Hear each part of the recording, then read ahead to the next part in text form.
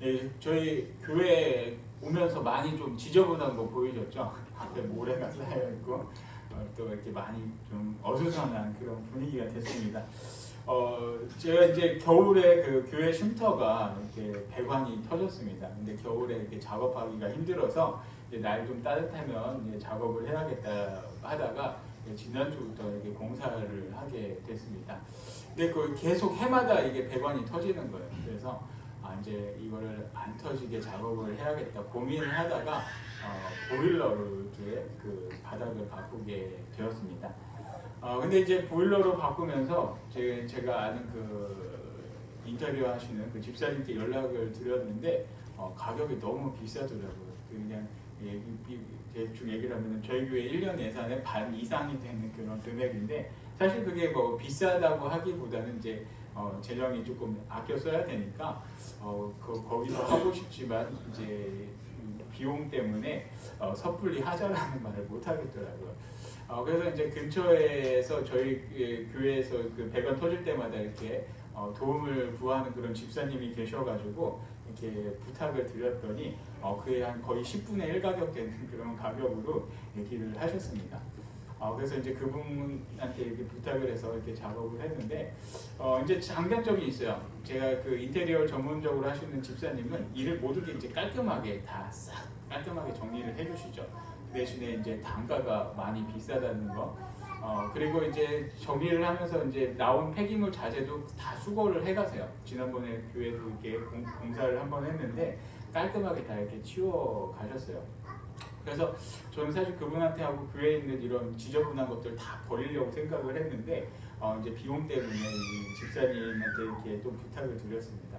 근데 이분도 굉장히 열심히 이렇게 하시고 했는데 저렴한 가격으로 이제 저한테 얘기를 하시는 게 일꾼이 없다, 자기를 도와줄 사람이 없다 이런 말씀을 하셔서 그러면 제가 하겠습니다. 이제 같이 한 며칠 이렇게 일을 했어요. 저도 이게 그때 일을 하면서 옛날 생각에 이제 이런 일을 군대 있을 때 많이 했으니까 별거 아니라고 생각을 했죠. 그때만 해도 이제 뭐 시멘트 같은 거 나르면 한 번에 막 네 푸대씩 40kg짜리 네 푸대도 들어 나르고 막 했던 기억에 이제 별거 아니구나 했는데 집사님이 이렇게 시멘트랑 모래를 잔뜩 갖고 오셨는데 제가 나르려고 한 푸대를 드는데 이게 옛날 같지가 않은 거예요. 한 푸대를 나르다가 허리가 아직까지 아픈 거예요, 제가. 그러다 이게 끙끙대면서 이렇게 어찌어찌 나르면서 이렇게 작업을 하게 됐습니다. 근데 작업을 하면서 이게 마무리가 아직 안 됐어요. 그래서 작업을 하면서 이게 또 고민이 되는 거예요. 저는 사실 이 모든 쓰레기들을 한 번에 다 치우고 싶었는데 이분이 하면 쓰레기를 그냥 여기다 놓고 가지 마무리를 안 해주시기 때문에 저는 이게 계속 고민이 됐습니다. 어떻게 하면 이 폐기물들을 다 처리를 할 수 있을까?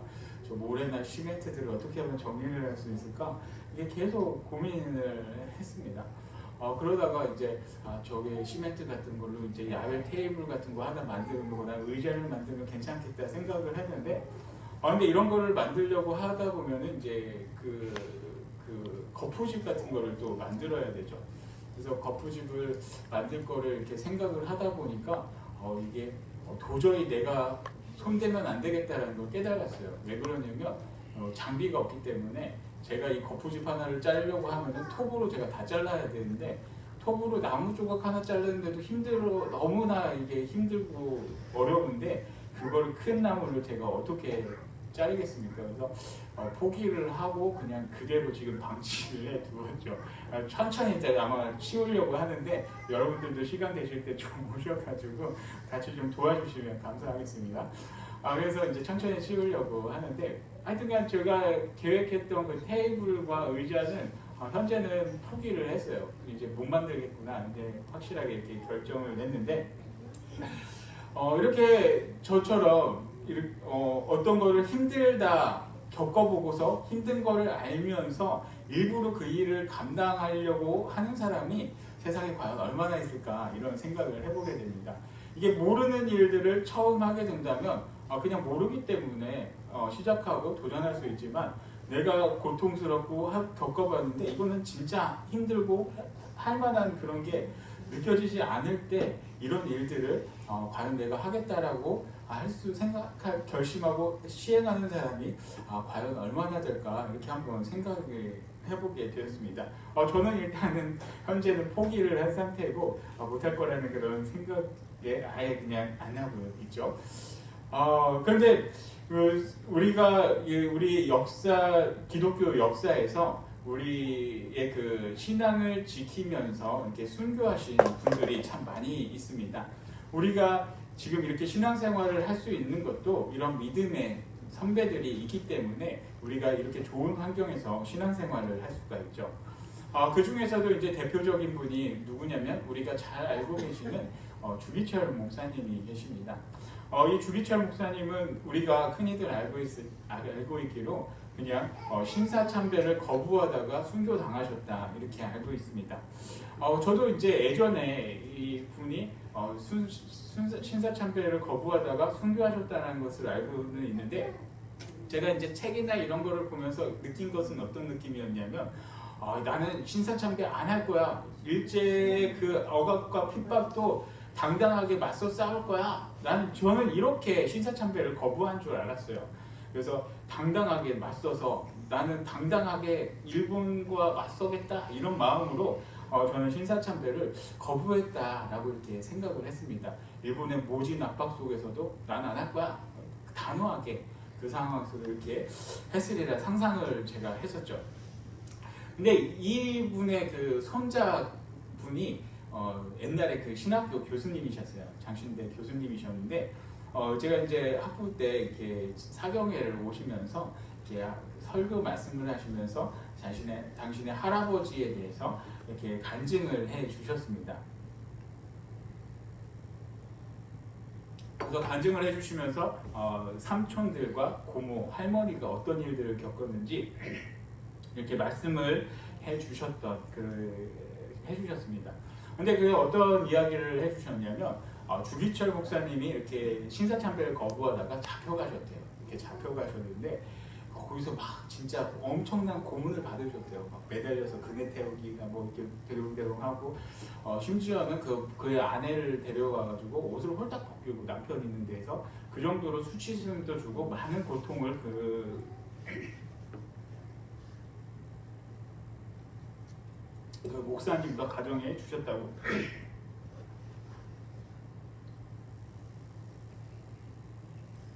주셨다는 그런 이야기를 하셨죠.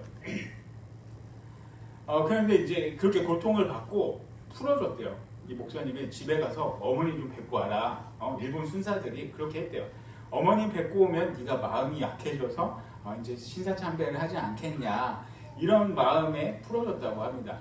근데 이제 풀어줬는데 집에서 이제 가서 너무나 힘들어서 이렇게 가서 이제 쉬다가 식사하고 조금 쉬고 있는데 갑자기 군합발 소리가 쿵쿵쿵쿵 들렸대요.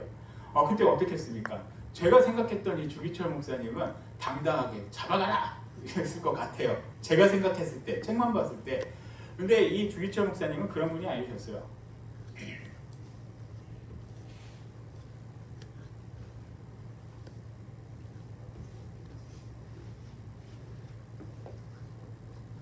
제가 생각했던 주기철 목사님은 그냥 당당하게 잡혀갔을 것 같은데 죄송합니다.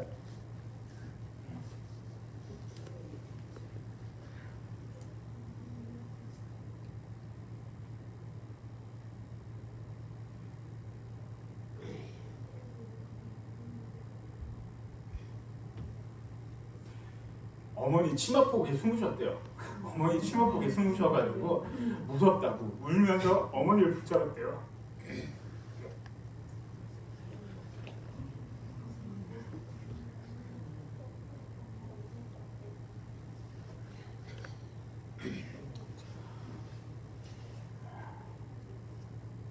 펑펑 울면서 어머니를 붙잡으면서 개병들 어머니 저는 정말 두렵습니다. 내가 이 고문 속에서 하나님을 배신할까봐 너무나 두렵습니다. 이런 말을 하면서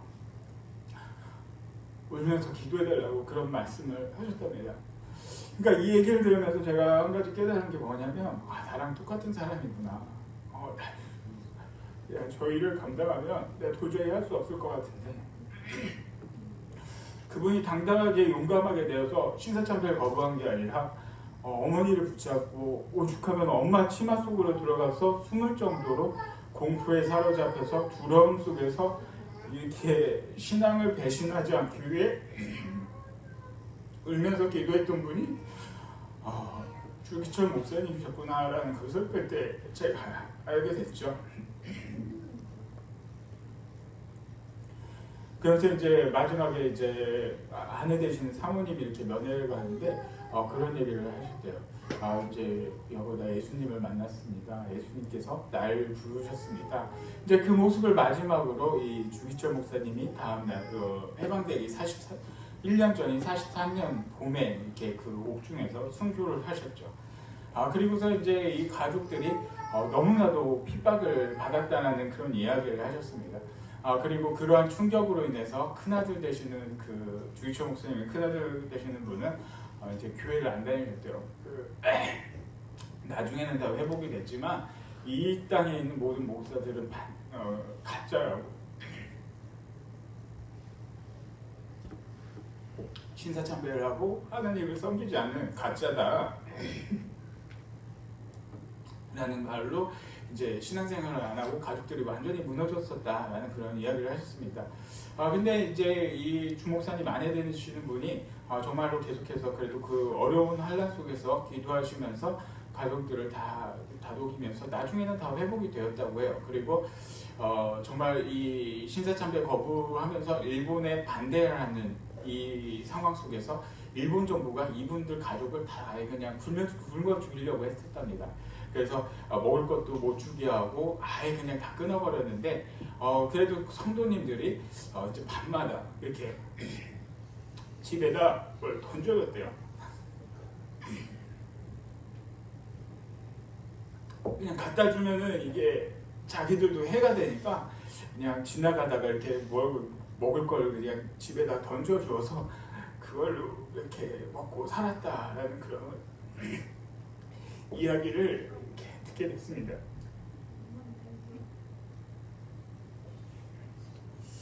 그렇죠. 이렇게 정말 자식이 고통을 당할 걸 알면서도 신앙을 지키기 위해 예수님에 대한 믿음을 지키기 위해 이렇게 순교하신 그런 분들이 있기 때문에 오늘 우리가 이렇게 신앙생활을 할 수가 있습니다. 근데 여러분들 어떻습니까? 내가 이렇게 고통을 당할 걸 알면서 예수님 믿겠습니다. 내가 예수님 따라가겠습니다. 이렇게 생각할 수 있는 분이 과연 얼마나 되겠습니까? 저도 막상 그렇게 하라고 하면은 약간 두려움이 많을 것 같아요. 이렇게 칼로 찌르면서 너 신사참배 안 하면 너 죽일 거야. 이런 얘기를 들으면서까지 내가 신앙생활을 과연 할 수 있을까? 그런 생각을 가끔 해보게 됩니다. 그런데 그때 저도 겪어보면 또 다르겠지만 지금 제 모습으로서는 제가 자신 있게 확실하게 저도 말씀은 못 드릴 것 같아요. 제가 내 목숨을 내놓으면서까지 내가 이런 고통을 차라리 목숨을 그냥 한 번에 끊고서 내가 신앙생활을 지킨다라면 괜찮지만 계속해서 매일매일 이렇게 괴롭히고 고통을 주는데 제가 과연 감당할 수 있을까 이런 생각을 한번 해보게 됩니다. 그런데 우리 그 주목사님 같은 경우 그렇게 순교를 하셨습니다. 근데 성경에서도 이렇게 또 그런 모습을 보여주신 분이 있습니다. 우리가 사도행전을 통해서 계속 지난주에 봤듯이 사도 바울에게서도 그런 모습이 있죠. 유대인들에게 당당하게 잡혀가면서 정말 그 하나님 말씀으로 그 대제사장들과 맞서는 그런 사도 바울이 있었습니다. 그리고 오늘 말씀에서는 바로 그 예수님께서 잡혀가시는 그런 장면이 나옵니다. 예수님께서는 다들 우리가 계속 교회에서 이야기하고 또 많이 성경에서 이렇게 확실하게 말씀하고 있듯이 아무런 죄가 없으셨지만 십자가에 못 박혀 돌아가셨습니다. 그런데 이제 이러한 장면들이 복음서에 다 나와 있는데 오늘 이 요한복음을 보면은 이제 다른 그런 관점으로 기록을 하고 있습니다.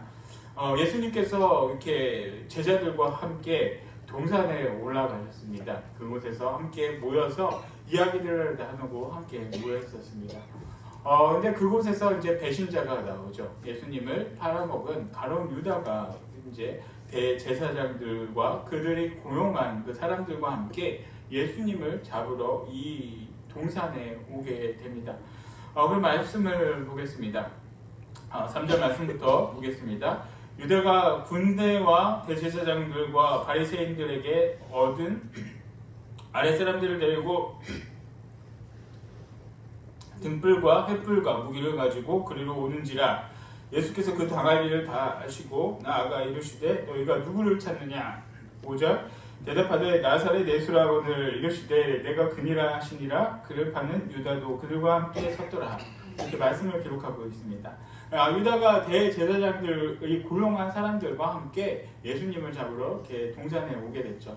시간이 좀 어두워졌는지 횃불을 들고 옵니다. 당시 이 불은 밝히는 도구였기 때문에 어두운데 이제 빛을 비추기 위해서 이렇게 오게 됐죠. 그리고 이제 잘 보이지가 않으니까 하나하나 나처럼 잘 보이지 않으니까 하나하나 예수님이 누구인지 이렇게 횃불을 들고 찾아보실 수밖에 없습니다. 그런데 예수님께서는 당신께서 잡혀서 죽을 거를 다 알고 계셨죠. 그리고 그것이 얼마나 고통스러운지도 예수님께서는 다 알고 계셨습니다. 그래서 4절에서 말씀하고 계시듯이 예수께서 그 당할 일을 다 아시고 나아가 이르시되 라고 말씀을 기록하고 있습니다. 이렇게 많은 무리들이 다가오는데 피하지 않으셨다는 거예요. 그들에게 좀 앞에 나아가셨습니다. 예수님께서 나아가셔서 바로 이렇게 말씀하십니다. 니네가 찾는 사람이 누구냐? 너희가 누구를 찾느냐? 라고 예수님께서 말씀하신 거죠. 그때 이제 이 무리들이 대답합니다. 5절 나사렛 예수라 하거늘 이 사람들이 이야기하는 것이 뭐냐면 우리가 찾는 사람이 나사렛 예수다. 예수가 어디 있느냐라는 것을 이야기를 하고 있습니다. 그때 예수님께서 무엇라고 말씀하시냐면 이르시되 내가 그니라 하시니라 그를 파는 유다도 그들과 함께 섰더라. 예수님께서 말씀하신 거예요. 자신을 잡아서 죽이려고 하는 그 사람들 앞에 나아가서 내가 그 사람이다. 내가 그 사람이야. 라고 말씀을 하신 거죠. 그러니까 이 사람들이 어떻게 됩니까? 자신이 잡아서 죽이려고 이렇게 다가왔는데 스스로 나오는 사람들을 보고서 깜짝 놀랄 수밖에 없어요. 그래서 6절 말씀을 보면 예수께서 그들에게 내가 그니라 하실 때 그들이 물러가서 땅에 엎드러지는지라. 자신들이 찾던 사람이 정정당당하게 정말 위풍당당하게 나오니까 잡으러 온 사람들 놀란 거예요. 그리고 뒤로 물러가면서 넘어질 수밖에 없었죠. 그 기세에 눌려서. 그리고 이제 설마 이게 무슨 일일까? 이 사람들은 많이 당황스러울 수밖에 없습니다. 그래서 또 예수님께서 어떻게 하냐면 다시 한번 물어보시는 거예요. 7절 이에 다시 누구를 찾느냐고 물으신데 그들이 말하되 나사렛 예수라 하거늘 8절 예수께서 대답하시되 너희에게 내가 그니라 하였으니 나를 찾거든 이 사람들이 가는 것을 용납하라 하시니 예수님께서는 다 한번 내가 그 사람이야 피하시지 않으셨어요. 그리고 뒤로 도망가면서 물러서는 사람들을 보고 한 번 더 물어보셨어요. 너희가 찾는 사람이 누구냐? 나사렛 예수입니다. 그리고 또 얘기합니다. 내가 그니라 내가 그 사람이니까 나를 잡아가고 나와 함께 있는 이 제자들은 건들지 말아라. 예수님의 말씀은 그거예요.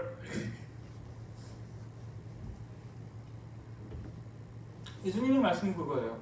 나를 잡아가고 나와 함께 있는 사람들을 그 누구도 잡아가지 말고 그냥 풀어줘라 라는 것이 바로 예수님의 말씀이에요. 우리가 믿는 이 예수님은 이런 모습이에요. 고난과 고통 속에서 우리를 위해서 희생하셨지 우리를 대신 밀어놓고 우리를 사지로 몰아놓고 너네들 죽어 난 살 거야 라고 피하신 분이 아니라는 거예요. 얼마 전에 이렇게 방송과 이렇게 보다 보니까 요새 화제가 되는 게 하나 있습니다. 그 넷플릭스라는 방송에서 만든 프로그램 중에 나는 신이다라는 그런 게 이제 지금 계속해서 이슈가 되고 있습니다. 그래서 오시다 보면 우리 교회에 뭐 하나 붙여놨죠. 사실 저거 제가 붙이고 싶어서 붙인 게 아니라 금산 기독교 연합에서 다 붙이기로 했어요. 그래서 금산에 있는 교회가 지금 다 저거를 다 붙여놨는데 그 중에서 제일 그 이슈가 되는 사람 중에 하나가 바로 이 JMS라는 사람입니다. 이제 저도 이게 방송을 보다가 도저히 역겨워서 못 보겠더라고요. 그래서 보다가 이제 그냥 꺼버렸는데 이제 온라인 인터넷이나 뉴스를 보다 보니까 계속 나오는 거예요. 이게 계속 나와서 그 기사들을 이렇게 조금씩 보게 되었습니다. 근데 이 기사를 보다가 깜짝 놀란 게 뭐냐면 이 JMS라는 사람이 성적으로도 너무나도 타락한 사람이고 추악한 사람인데 이 사람이 중국인과 홍콩에서 이렇게 잡혀서 이렇게 체포돼서 들어오게 되었습니다. 그런데 이제 기자들이 인터뷰를 해요. 당신이 메시아입니까? 당신이 메시아입니까? 그때 정경석 씨가 뭐라고 얘기했습니까? 아닙니다. 나는 메시아가 아닙니다. 어떻습니까? 자신이 잡혀가고 자신이 어려움에 처해질 상황이 되니까 자신이 메시아가 아니다라는 것을 이야기를 하고 있죠. 그렇지만 반대로 자신을 추종하는 무리 앞에서는 어떻습니까? 내가 메시아야. 내가 예수야. 그러니까 너희들 나 따라. 내 말만 들어. 여자들 다 나한테 와. 다 자신이 원하는 데 앞에서 자신을 좋아하고 자신을 따르는 사람들 앞에서는 자신이 메시아니 내 말을 들어. 나한테 돈을 줘. 나한테 여자를 데리고 와. 이렇게 하지만 정작 자신을 해하려는 그 무리들 앞에서는 그런 말을 할 수가 없었습니다. 이게 가짜고 사이비의 모습이라는 거죠. 그런데 지금 돌아가는 사람들은 교회와 이 사기꾼들과 똑같이 보고 있어요. 그래서 교회라는 집단이 사기꾼인 것 마냥 지금 우리나라도 문제 중에 하나가 탈종교하니 뭐 기독교, 개독교라니 뭐 이렇게 이야기를 하고 있는데 사실 진짜 우리가 믿는 예수님은 그런 분이 아니시라는 거예요. 정말 희생하셨고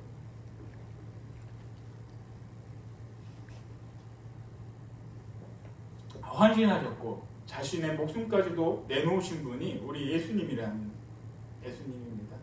우리가 신앙생활하면서 어떻게 해야 됩니까? 내가 이 교회를 위해서 헌신하고 바쳐야 되는 거죠. 예수님을 위해서. 예수님께서는 우리를 위해서 이렇게 십자가 못 박히고 돌아가셨는데 우리가 어떻게 살아야 됩니까? 내가 필요할 때, 내가 좋을 때, 그럴 때만 내가 교회 다니고 내가 메시아야, 내가 재림 예수야라고 하는 것이 아니라 예수님이 우리한테 그랬던 것처럼 우리도 예수님을 위해서 희생과 헌신을 우리도 예수님께 해야 된다는 거예요. 그것이 이 교회가 정말 이 시대의 교회가 필요한 모습이 바로 그러한 모습이라는 겁니다. 여러분들의 입에서 예수님을 배신하지 않고 예수님 때문에 여러분들의 삶을 희생하고 헌신해야 하는 모습이 여러분들에게도 있어야 된다는 거예요. 예수님이 우리에게 그랬던 것처럼 우리도 그런 모습이 우리에게도 있어야 된다는 거예요. 그래서 그렇다고 우리 교회가 다 돈 내나 이렇게 하라는 것이 아니라 우리의 삶 가운데 정말 예수님을 위해서 내가 무엇을 바칠까? 내가 무엇을 해야 될까? 고민하고 그런 것들을 내가 조금은 힘들고 내가 피해가 있다고 하더라도 내 신앙이 있기 때문에 예수님이 나를 위해서 십자가 못 박혀 돌아가셨기 때문에 그것을 믿고 우리가 그 예수님의 모습대로 살아가야 한다는 거예요. 여러분들의 삶 가운데 그런 모습이 있기를 바랍니다. 이러한 사기꾼, 나쁜 사람들처럼 내가 필요할 때만 이렇게 교회를 이용하고 예수님을 이용하고 하는 것이 아니라 어렵고 힘들고 이런 난관이 있을 때라도 예수님께서 우리에게 보여주셨던 그 모습처럼 그리고 사도 바울이 우리에게 보여주셨던 이 모습처럼 성경에서 말씀하고 있는 것처럼 그리고 우리의 믿음의 선배들이 우리들에게 했던 보여줬던 그런 모습처럼 우리들에게도 그러한 모습이 있기를 바랍니다. 그래서 예수님의 참된 제자가 되고 하나님께서 여러분들 보실 때 내 귀한 아들이여 내 귀한 사랑하는 자녀라고 말할 수 있는 그런 여러분들 모두가 되기를 축복합니다.